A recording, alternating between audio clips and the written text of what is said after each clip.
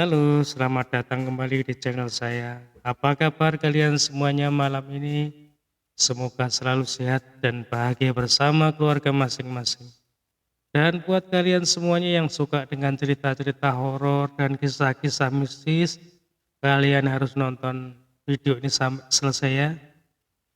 Dan buat teman-teman yang belum subscribe, silakan diklik tombol subscribe, like dan share agar saya semakin semangat membuat video-video dan membagikan cerita-cerita dan kisah-kisah horor buat teman-teman semuanya.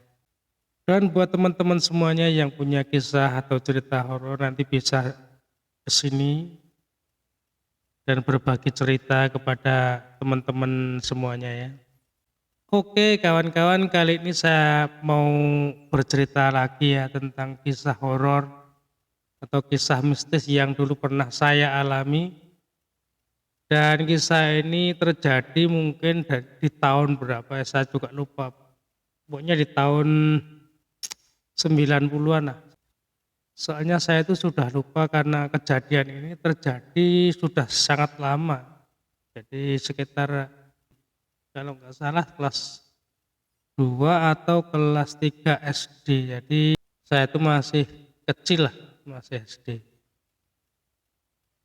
Jadi ceritanya itu begini. Saya itu kan tidur. Jadi dulu tahun-tahun itu pokoknya sekitar tahun 90-an lah. Dan berapa ya? Pokoknya tahun-tahun itu di kampung saya ini kan listrik juga belum begitu banyak seperti sekarang. Ada tapi mungkin juga belum sebanyak sekarang. Pada malam itu saya itu tidur di rumah saya itu kan rumah model lama ya, rumah memanjang begitu dan masih los. Maksudnya masih los itu nggak ada kamar-kamar, cuman ada kamar satu itu pun pakai triplek gitu. Jadi yang di situ tidur bapak sama ibu, sama adik-adik saya dulu masih bayi ya. Jadi karena saya itu pada waktu itu tidur sendirian, saya itu tidur di tengah rumah. Jadi di bawah, apa itu namanya kalau orang Jawa mengatakan wuwung ya. Jadi pas di tengah-tengah gitu, di bawah pas di wuwung. Posisi kepala saya itu menghadap ke timur begitu. Posisinya di tengah-tengah, pas di tengah-tengah. Dan di bawah namanya apa ya, kalau orang Jawa itu wuwung. Wuwung itu apa itu, kalau pas rumah itu kan ada seperti segitiga pin lah. Pas di tengah tuh saya di bawahnya gitu posisinya.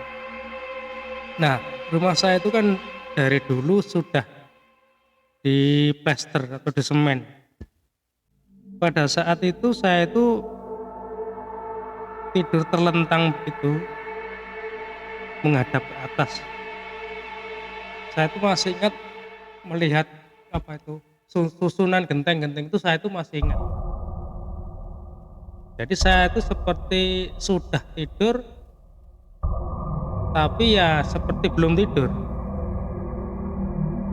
Jadi antara sadar dan nggak sadar lah. Nah pada saat itu saya juga nggak begitu ingat jam berapa ya, pokoknya sudah malam itu. Saya itu tidur begitu, ya antara sadar dan nggak sadar. Saya itu mendengar seperti ada suara apa itu, plastik kresek itu. Tapi suara itu terdengar sangat jauh di sebelah. Nah, kepala saya kan di timur begitu. Nah kebetulan di depan rumah saya itu kan jalan agak besar, jalan utama, jalan kampung lah. Jadi suara kresek itu seperti plastik kresek itu berada seperti jauh. Jadi posisinya suara itu seperti jauh gitu. Lah, suara itu makin lama itu seperti makin mendekat. Jadi ada suara kresek, tapi suara itu apa, pelan-pelan, maksudnya pelan-pelan itu enggak,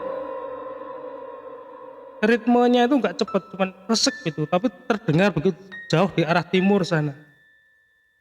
Jadi seperti jadi suara itu seperti masih berada di posisi jadi suara itu seperti masih berada di posisi jauh gitu, di timur.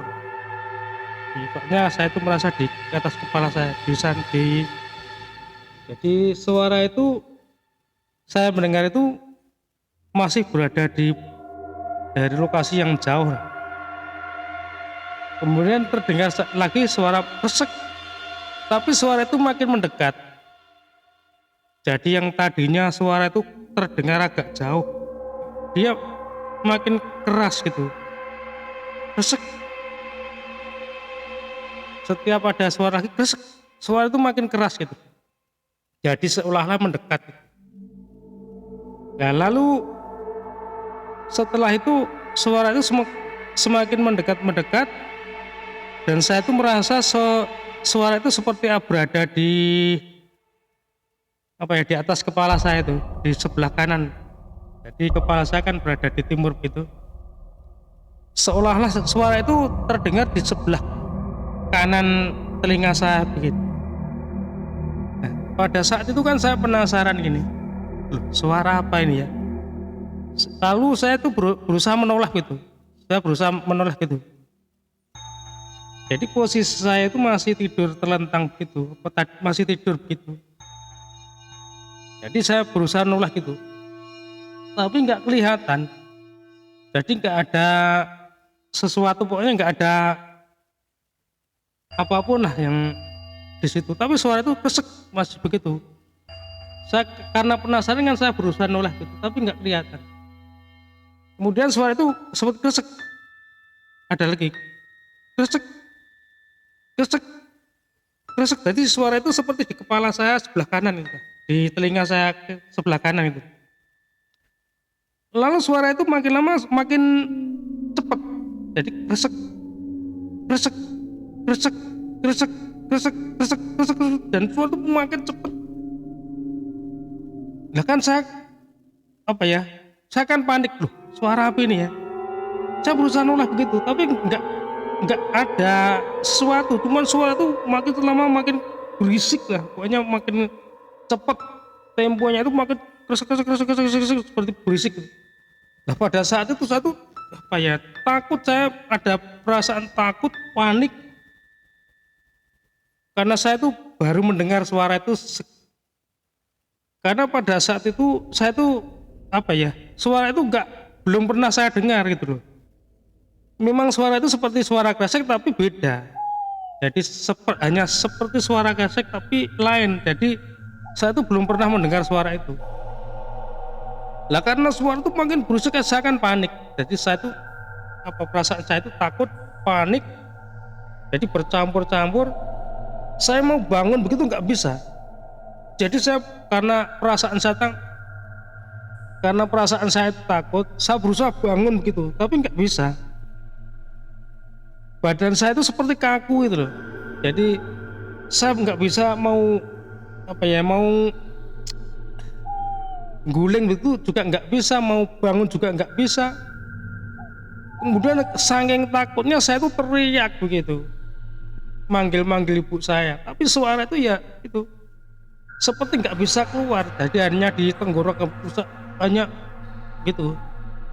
Jadi saya berusaha teriak tapi nggak bisa, jadi suara itu cuma seperti ada di tenggorokan gitu. Nah saking saya itu takut, panik, dan khawatir lah kalau terjadi sesuatu.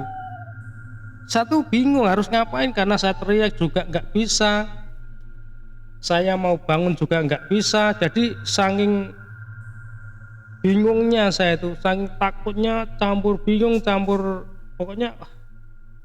Jadi perasaan itu bener-bener nggak bisa dijelaskan. Jadi karena saking takut dan panik, saya tuh bingung mau ngapain. Akhirnya saya tuh berpikir begini, ya sudahlah kalau memang ibarat saya tuh mau dimakan sama apa itu namanya ya, kalau orang Jawa memedi ya atau apa itu, ya sudahlah terserah. Habis itu saya tuh sudah pasrah begitu, karena sudah nggak bisa berbuat apa, saya sudah pasrah. Tapi saya tuh ingat sama Tuhan. Kemudian saya berdoa, ya Allah tolonglah saya, lindungilah saya gitu. Kemudian saya ngucap la ilaha illallah, la ilaha illallah, la ilaha illallah gitu terus saya ngucap itu. Lama-lama badan saya itu seperti lemes gitu. Tadinya seperti tegang kaku, tiba-tiba lemes. Kemudian seperti biar begitu saya seperti sadar. Habis saya sadar, saya langsung bangun, langsung saya lari ke kamar. Jadi kalau orang Jawa bilang itu katanya tindin lah, atau apa ya namanya kalau orang bilang. Tapi kalau orang Jawa sini bilang itu namanya tindin. Jadi itu pertama kali saya tuh mengalami hal-hal yang apa ya namanya, di luar nalar kalau saya bilang. Sebenarnya habis peristiwa itu saya juga beberapa kali lagi mengalami hal-hal seperti itu, cuman memang nggak sering lah. Cuman saya itu makin lama makin menganalisa, belajar dari pengalaman itu, saya itu makin menganalisa sebenarnya apa peristiwa itu. Jadi sebenarnya apa yang membuat orang itu menjadi apa namanya tindin. Kalau orang bilang tindin, sebenarnya apa itu loh. Karena habis itu saya tuh juga mengalami beberapa kali. Nah, setiap mau mengalami itu ada tanda-tandanya. Jadi saya tuh makin belajar sebenarnya itu apa yang bisa membuat orang itu jadi tindin itu sebenarnya apa. Nah, setelah beberapa kali saya mengalami, untuk beberapa kali itu ya, saya tuh menganalisa apa sih penyebabnya orang itu menjadi tindin dan gimana cara mencegahnya. Nah, setelah saya itu belajar, ternyata peristiwa tindin itu terjadi karena apa ya, ketika badan kita ini terasa lelah gitu, terlalu capek gitu. Tapi otak kita belum mengalami kelelahan. Artinya gini, secara fisik kita ini sudah lelah, tetapi secara psikis kita ini belum lelah gitu. Apa kalau di ilmu psikologi saya kurang tahu ya. Misalnya kita ini bekerja terlalu berat, tetapi kita dalam pikiran kita juga mengalami apa namanya masalah lain.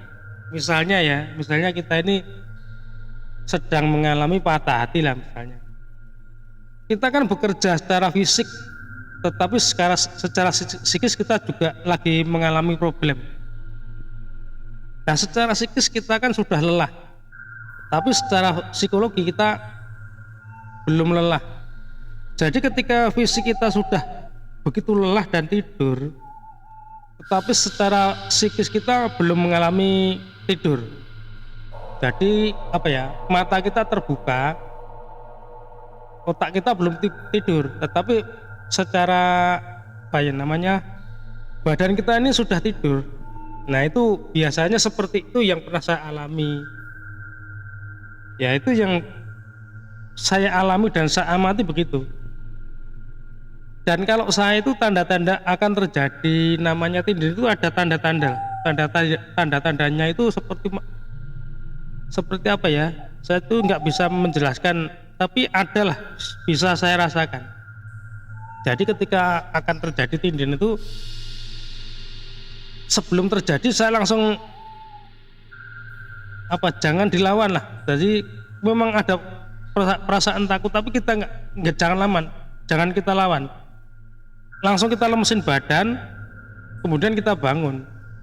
Dan ternyata setelah saya itu belajar dari pengalaman itu, agar tidak terjadi hal itu, sebenarnya kalau menurut saya ya, kalau saya itu agar tidak terjadi tindin itu, kalau kita merasa badan kita sudah nggak enak, dalam arti lelah gitu, kita tidur, kita nutup mata lah, kita ikat pakai kain, atau biar mata kita tertutup.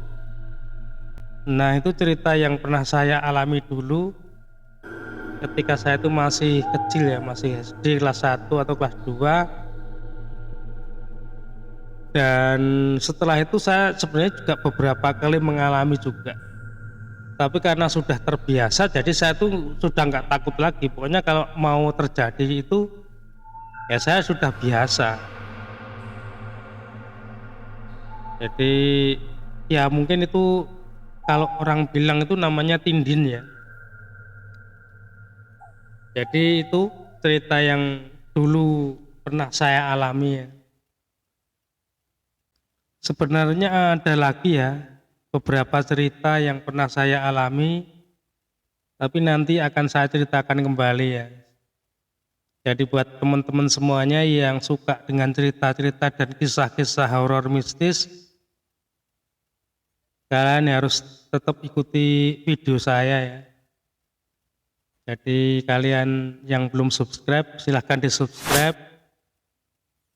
like dan share, dan jangan lupa dinyalakan tanda loncengnya biar kalau saya upload video baru nanti ada notifikasinya. Dan buat teman-teman yang punya cerita-cerita dan kisah-kisah mistis, nanti suatu saat saya undang ke sini ya buat cerita-cerita di sini. Oke kawan, sekian dulu cerita dari saya.